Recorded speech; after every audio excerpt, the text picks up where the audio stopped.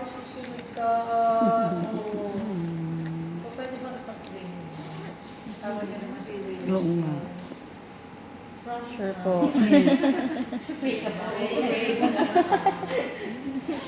Naka-record yan. Hello ka. Pagdating naman doon sa mga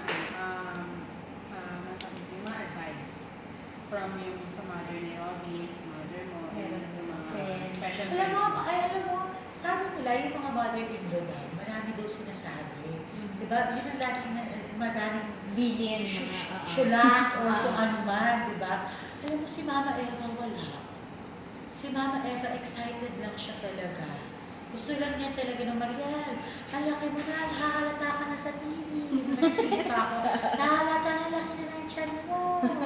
Nagano siya sa akin, excited lang siya talaga. Hindi siya yung, oh, galaw-galaw mo.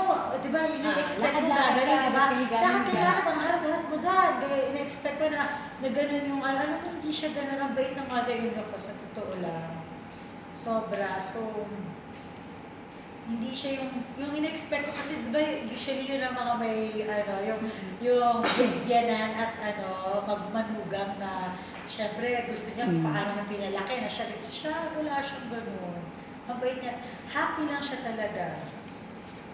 Swerte ka. So, yun.